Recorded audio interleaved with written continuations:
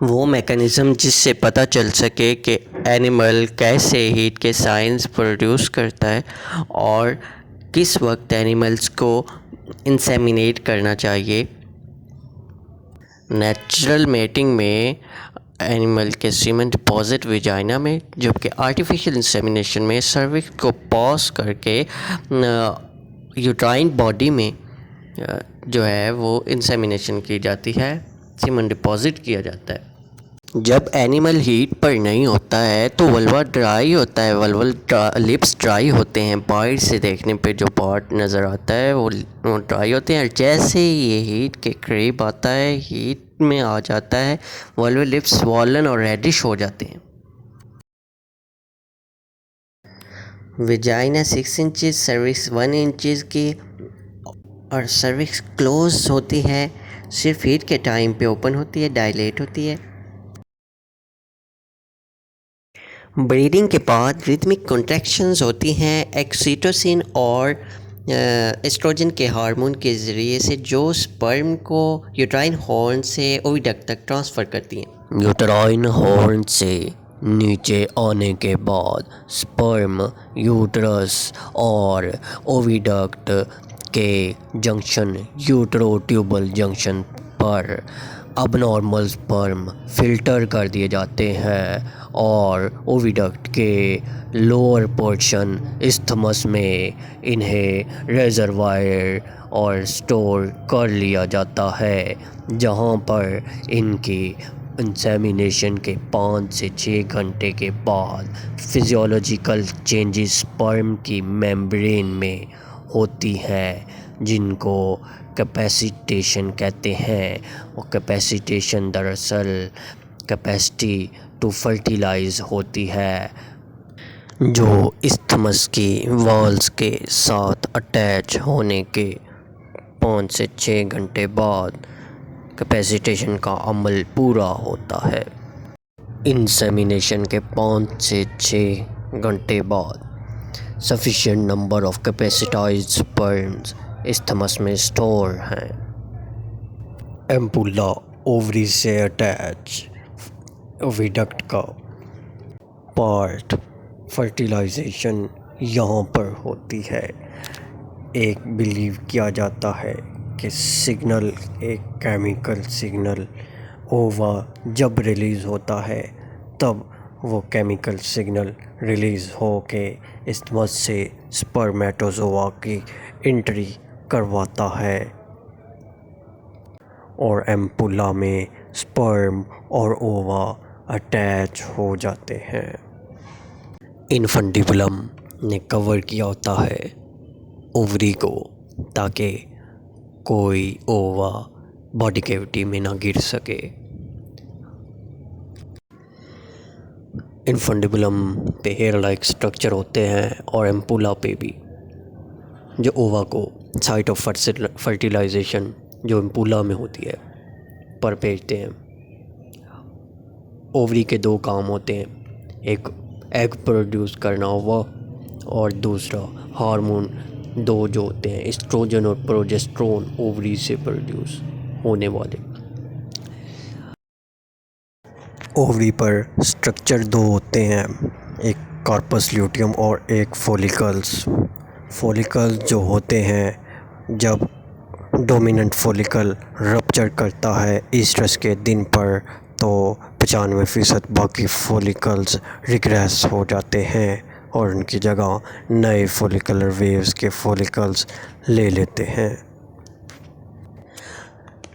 CL या corpus luteum वो जगह जहाँ फॉलिकल डोमिनेंट फॉलिकल रप्चर हुआ होता है, कार्पस ल्यूटियम बन जाता है।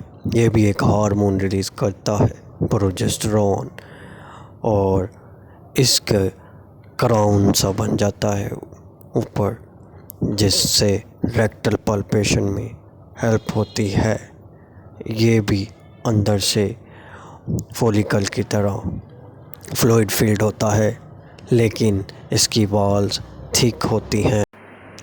ईस्ट्रस साइकिल डे 0, एक साइड की ओवरी पे लार्ज डिवेलप्ड फॉलिकल फॉलिकल के अंदर मैच्योर एग होता है जो डे 1 पे रिलीज़ होता है। फॉलिकल के सेल्स एस्ट्रोजन हार्मोन रिलीज़ करते हैं। एस्ट्रोजन रिस्पॉन्सिबल है ऑल हीट साइंस के लिए, और फॉलिकल रप्चर होने के बाद नए किस्म के सेल्स, ल्यूटियल सेल्स ग्रो होना स्टार्ट करते हैं जो 5 से 6 दिन के अंदर कॉर्पस ल्यूटियम बना देते हैं। कॉर्पस ल्यूटियम एक और हार्मोन रिलीज़ करता है, प्रोजेस्टेरॉन। प्रोजेस्टेरॉन का काम होता है यूट्रस को प्रेगनेंसी के लिए तैयार करना, यूट्रस के अंदर एक nourishing material uterine milk produce करवाना, और प्रोजेस्टेरॉन ही एनिमल को दोबारा हीट में आने से रोकता है। और ये प्रोजेस्टेरॉन सर्विक्स के आगे एक प्लग भी बना देता है ताकि कोई जरासीम यूट्रस में इंटर ना हो जाए। पिट्यूटरी ग्लैंड से 2 अहम गोनेडोट्रोपिन हार्मोन रिलीज़ होते हैं। एक FSH जिसका काम होता है फॉलिकल की ग्रोथ को स्टिमुलेट करना। दूसरा हार्मोन LH होता है जो प्रोजेस्टेरॉन की प्रोडक्शन को सपोर्ट करता है, और LH लार्ज फॉलिकल्स में एस्ट्रोजन की प्रोडक्शन भी उनसे इंक्रीज़ करवाता है, जिससे बाज़ औक़ात एनिमल बैक हीट में आ सकता है। लिहाजा FSH और LH जो है उसकी रेगुलेशन प्रेगनेंसी में बहुत इम्पोर्टेंट है।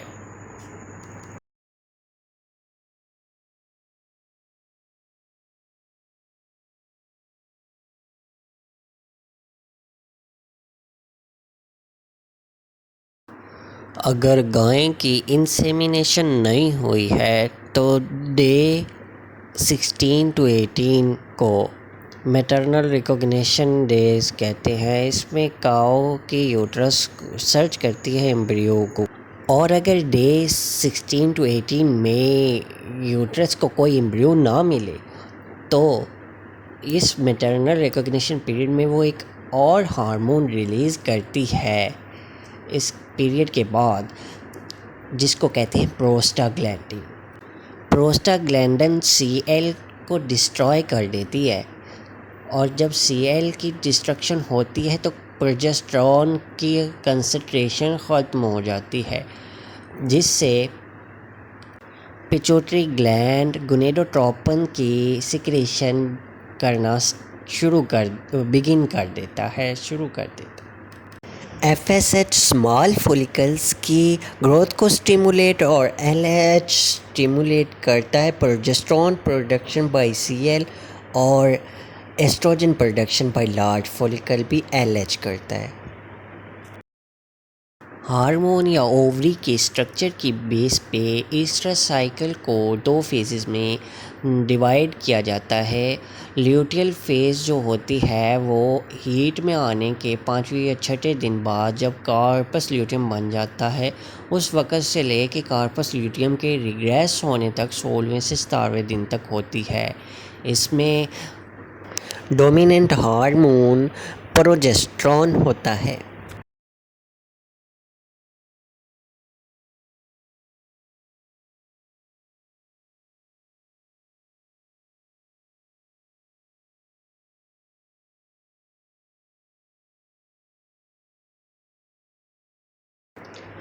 फॉलिकुलर फेज़ तब स्टार्ट होती है जब Cl रिग्रेस हो जाता है, और तब तक रहती है जब नया Cl बन जाता है। तो इस फॉलिकुलर फेज़ में डोमिनेंट हार्मोन होता है एस्ट्रोजन, और प्रोजेस्टेरॉन का लेवल लो होता है, जबकि ल्यूटियल में प्रोजेस्टेरॉन का लेवल ज़्यादा होता है और एस्ट्रोजन का लेवल लो होता है। फॉलिकल्स ओवरी पे सारे ईस्ट्रस साइकिल में प्रेजेंट हो सकते हैं। फॉलिकल्स की ग्रोथ वेव्स की सूरत में होती है। हर वेव्स एफएसएच के सर्ज के साथ इंक्रीज लेवल के साथ पैदा होती है और इसमें सिर्फ एक फॉलिकल ऐसा होता है जो कि सिलेक्ट कर लिया जाता है लार्जर ग्रोथ के लिए। ये डोमिनेंट फॉलिकल सिर्फ 3 से 6 दिन तक ही डोमिनेट रहता है, जिसके बाद या तो इसकी सेल डेथ हो जाती है या रिग्रेस हो जाती है या ओवुलेशन होती है रिलीज ऑफ मैच्योर एग के साथ, जिसके साथ ही ये डोमिनेंट फॉलिकल गायब हो जाता है। और या तो इसकी दो सूरत हाल होती हैं, नई वेव आ जाती है या सी एल यानी कार्पस ल्यूटियम बन जाता है। ल्यूटियल फेज़ के दौरान फॉलिकल्स की ग्रोथ तो होती है, लेकिन L H hormone level low होने की वजह से ज़्यादा एस्ट्रोजन प्रोड्यूस नहीं होता और animal heat very low estrogen की वजह से प्रोड्यूस नहीं करता ल्यूटियल फेज़ में। जब सी एल रिग्रेस होता है तो उस वक्त सिर्फ डोमिनेंट फॉलिकल मौजूद होता है और जो एस्ट्रोजन भी प्रोड्यूस कर रहा होता है, तो जिससे इतना एस्ट्रोजन प्रोड्यूस होता है कि एनिमल दोबारा ईस्ट्रस में वापस आ जाता है और ओवुलेशन की तरफ जाता है और ओवुलेशन डे 1 पर होती है। एम्ब्रियो और फीटस की डेवलपमेंट पहले 4 से 5 दिन तक, जब एग और स्पर्म आपस में अटैच हो गए, एम्पुला में फर्टिलाइजेशन हो गई, तो एम्ब्रियो जो है पहले 4 से 5 दिन तक वो ओविडक्ट में यूट्रस की तरफ मूव करता है और जब वो यूट्रस तक एम्ब्रियो चला जाता है उस वक्त इससे यूट्राइन फ्लूइड्स के अंदर बाथ मिलता है, तो इससे इसकी ग्रोथ होती है और इस वक्त ये फ्री फ्लोट करता है और इस दौरान ही इसकी इर्द गिर्द एमनियन, कोरियन और एलेंटोइस जो है अर्ली एम्ब्रियो की प्रोड्यूस होती है और इन्हीं मेम्ब्रेन्स को प्लेसेंटा कलेक्टिवली कहा जाता है। फिर जब डे 17 से 18 आता है ना मैटरनल रिकॉग्निशन का, तो उस वक्त फीटस और ग्रोइंग प्लेसेंटा जो होता है ना वो इतनी मिकदार में केमिकल सिग्नल रिलीज़ करता है जो इंटरफेयर करता है प्रोस्टाग्लैंडिन को कार्पस ल्यूटियम पर एक्शन करने से रोकता है, जिससे कार्पस ल्यूटियम रिटेन रहता है यानी मौजूद रहता है और प्रोजेस्टेरॉन प्रोड्यूस करता रहता है, जो कि प्रेगनेंसी को मेंटेन करने के लिए प्रोजेस्टेरॉन हार्मोन बहुत ज़रूरी होता है। 30 दिन पर हमल के 30 दिन के बाद प्लेसेंटा यूट्रस के मुख्तलिफ पॉइंट्स पे अटैच होना शुरू कर देता है। प्लेसेंटा की तरफ से जो साइड्स अटैच होती हैं उन्हें कार्टिलेजन्स और जो यूट्रस की तरफ से अटैचमेंट होती है वो साइड्स को करंकल्स कहते हैं। इन अटैचमेंट से एरिया इंक्रीज़ हो जाता है, एक्सचेंज ऑफ न्यूट्रिएंट्स होता है और वेस्ट प्रोडक्ट्स का एक्सचेंज होता है वेन्स और आर्टरी के ज़रिए काफ और उसकी मदर के दरमियान, और ये वेन्स और आर्टरीज़ आ रही होती हैं अम्बिलिकल कॉर्ड के ज़रिए से। जब डिलीवरी होती है उस वक्त तो यूट्रस के मसल्स जो है वो कॉन्ट्रैक्ट करते हैं और एक्सपेल करते हैं मेम्ब्रेन्स को और फीटस को। तो इसमें सेवरल हार्मोन्स होते हैं जिसमें progesterone, estrogen, prolactin, relaxin and corticoid जो कि मदर, फीटस और प्लेसेंटा से प्रोड्यूस होते हैं, इंटरैक्ट करते हैं ये इवेंट करने के लिए।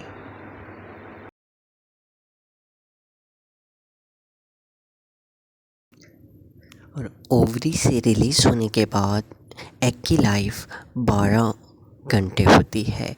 उसके दौरान उसको स्पर्म से फर्टिलाइजेबल होता है।